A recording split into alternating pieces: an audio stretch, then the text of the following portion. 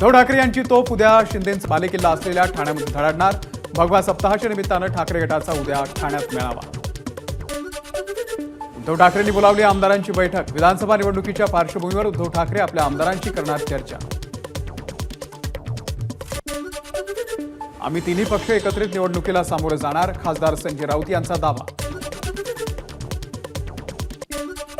मुंबईत 16 ऑगस्टला तीनही पक्षांचा मेळावा, तर महाविकास आघाडीसाठी राहुल गांधींना मुंबईमध्ये येण्याचं पाचारण। संजय राऊत यांची माहिती।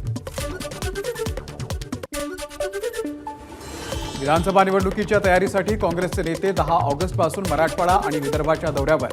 प्रभारी रमेश चेन्नीथला यांच्यासह राज्यातील वरिष्ठ नेते घेणार आढावा।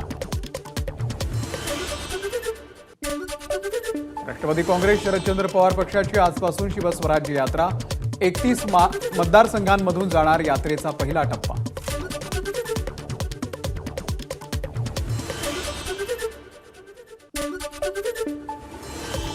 अजित पवारांच्या राष्ट्रवादीच्या जनसन्मान यात्रेचा आजचा दुसरा दिवस।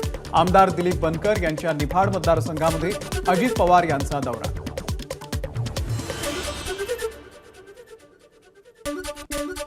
मुख्यमंत्री आणि दोन्ही उपमुख्यमंत्र्यांमध्ये मुख्यमंत्र्यांच्या वर्षा निवासस्थानी शासकीय निवासस्थानी बैठक पार पडली।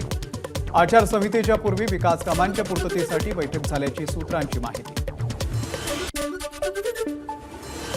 महायुतीचे राज्यामध्ये समन्वय मेळावे, संवाद दौरे होणार। प्रत्येक विधानसभेमध्ये एक सभा घेण्याचा महायुतीचा निर्णय। पश्चिम महाराष्ट्रामधील भाजप आमदारांची फडणवीसांच्या सागर निवासस्थानी बैठक। लोकसभेमध्ये ज्या ज्या मुद्द्यांमुळे फटका बसला त्याला आता फडणवीसांकडून आढावा घेणार।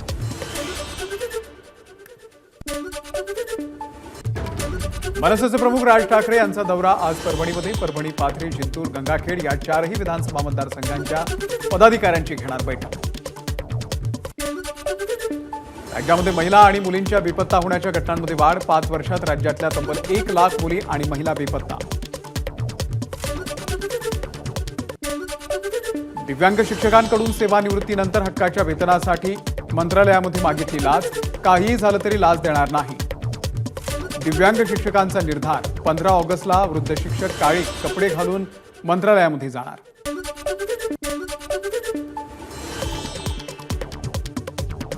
शिर्डी विमानतळाला जप्तीचं वॉरंट। विमानतळ प्रशासनाकडे काकडी ग्रामपंचायतीची 8.5 कोटींची थकबाकी।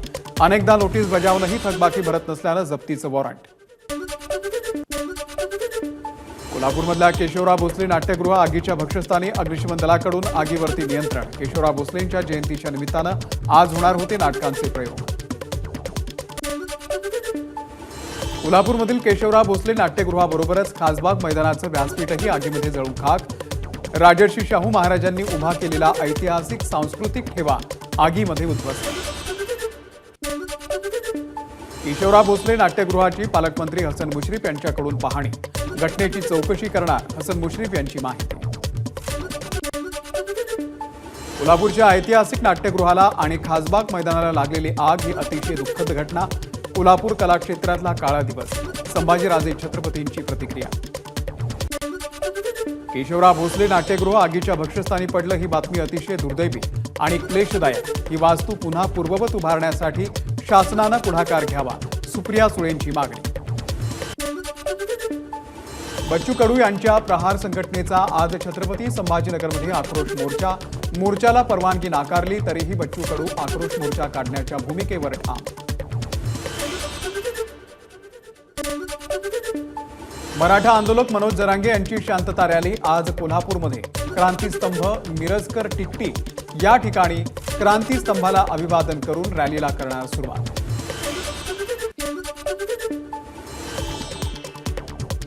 गोंदिया विधानसभेच्या जागेवरून महायुतीमध्ये रस्सीखेच होण्याची शक्यता। गोंदिया विधानसभेच्या जागेवरती भाजपा आणि राष्ट्रवादीनंतर शिवसेनेचाही दावा।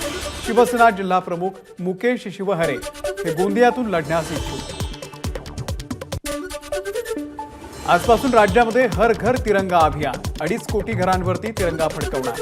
13, 14 आणि 15 ऑगस्टला घरोघरी तिरंगा फडकवण्यात येणार। आदित्य ठाकरेंनी हुतात्मा स्मारकाला पुष्पचक्र वाहून केलं अभिवादन।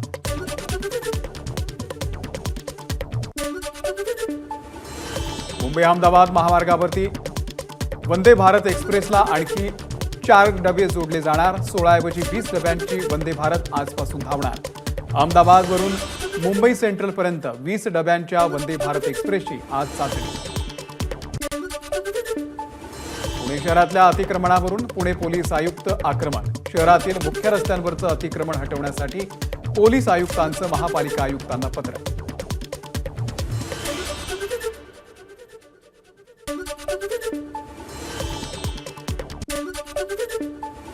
ठाण्यामध्ये आनंदनगर टोलनाका मुलुंड टोलनाक्यावरती कोंडी. 2 ते 3 किलोमीटरच्या वाहनांच्या रांगा. वाहतूक कोंडीनं नोकरदारांचे हाल. लाडकी बहीण योजनेला मराठवाड्यामधून मोठा प्रतिसाद. आतापर्यंत 26,24,000 महिलांनी भरला अर्ज. त्यापैकी 24,39,000 अर्ज मंजूर.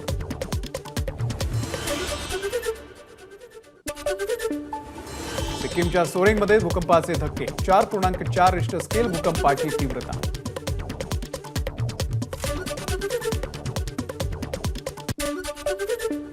भारताचा पैलवान अमन सेहरावतला पॅरिस ऑलिम्पिकमध्ये कांस्य पदक जिंकण्याची संधी. प्युर्तो रिकोच्या डॅरियल क्रूजशी होणार कांस्य पदकासाठी अमनचा सामना. ऑलिम्पिकमध्ये भारताचा भालाफेकपटू नीरज चोप्राला रौप्य पदक. दुसऱ्या प्रयत्नात फेकला. 89.45 मीटर्स लांब भाला. नीरजच्या यशाचं देशभरात कौतुक. नीरज चोप्राचं रौप्य पदक जिंकल्याबद्दल पंतप्रधान नरेंद्र मोदींकडून अभिनंदन. नीरज चोप्रा आपल्या देशाचा अभिमान. मोदींकडून नीरजचं कौतुक. कुस्तीपटू विनेश फोगाटनं अपात्रतेच्या विरोधात आंतरराष्ट्रीय क्रीडा लवादाकडे अपील केलंय. तिच्या याचिकेवरती तिनं संयुक्त रौप्य पदकाची मागणी केली आहे. आज दुपारी 1:30 वाजता विनेशच्या याचिकेवरती सुनावणी पार पडणार. भारताच्या हॉकी संघानं पॅरिस ऑलिम्पिकमध्ये कांस्य पदक जिंकत भारताला 4थं पदक मिळवून दिलं. भारतानं स्पेनचा 2-1 असा केला पराभव. श्रीजेश आणि हरमनप्रीत विजयाचे शिल्पकार. ऑलिम्पिकमध्ये कांस्य पदक विजेत्या हॉकी खेळाडूंना प्रत्येकी 15 लाख आणि सपोर्ट स्टाफला प्रत्येकी 7.5 लाख रुपये रोख रक्कम मिळणार. हॉकी इंडियाकडून बक्षिसाची घोषणा. सचिन तेंडुलकरनं ऑलिम्पिक पदक विजेत्या भारतीय हॉकी टीमचं केलं अभिनंदन. उपांत्य फेरीमधील पराभव स्वीकारणं सोपं नव्हतं, परंतु पुनरागमन करत कांस्य पदक जिंकला त्याबद्दल अभिनंदन. सचिनची एक्सवरती पोस्ट. ममता बॅनर्जींनी सुद्धा केलं भारतीय हॉकी संघाचं अभिनंदन. एक्स पोस्टच्या माध्यमातून अभिनंदन करत संघाला पुढच्या वाटचालीसाठी दिल्या शुभेच्छा. तुमच्या कर्तृत्वानं तिरंग्याचा अभिमान उंचवला. गृहमंत्री अमित शहांनी भारतीय हॉकी संघाचं कौतुक करत एक्सच्या माध्यमातून केलं अभिनंदन. काँग्रेस नेते राहुल गांधी यांनीही केलं भारतीय हॉकी टीमचं अभिनंदन. भारतीय टीमला कांस्य पदक जिंकताना पाहून अभिमान वाटतो. व्यक्तिगतरित्या माझ्यासाठी हा भावनात्मक क्षण आहे, कारण मी या राष्ट्रीय खेळाचा शौकीन आहे. राहुल गांधी यांची एक्सवरती पोस्ट. संघानं दाखवलेलं सातत्य, कौशल्य, सामंजस्य आणि लढण्याची भावना तरुणांना प्रेरणा देणारी. राष्ट्रपती द्रौपदी मुर्मू यांनी भारतीय हॉकी संघाचं केलं कौतुक. ऑलिम्पिकमध्ये पंजाबच्या कांस्य पदक विजेत्या खेळाडूंना प्रत्येकी 1 कोटी रुपये मिळणार. पंजाबचे मुख्यमंत्री भगवंत मान यांची घोषणा.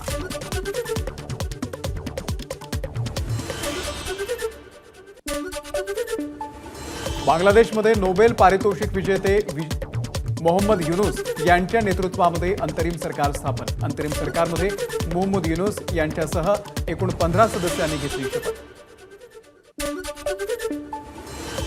बांगलादेशमध्ये प्रोफेसर मोहम्मद युनुस यांच्या नेतृत्वात अंतरिम सरकार स्थापन झालं असून नवीन जबाबदाऱ्या स्वीकारल्याबद्दल पंतप्रधान नरेंद्र मोदी यांनी दिल्या मोहम्मद युनुस यांना शुभेच्छा. मोहम्मद युनुस यांनी बांगलादेशच्या अंतरिम सरकारचे प्रमुख म्हणून शपथ घेतल्याबद्दल राहुल गांधींनीही केलं अभिनंदन. एबीपी माझा, उघडा डोळे बघा नीट.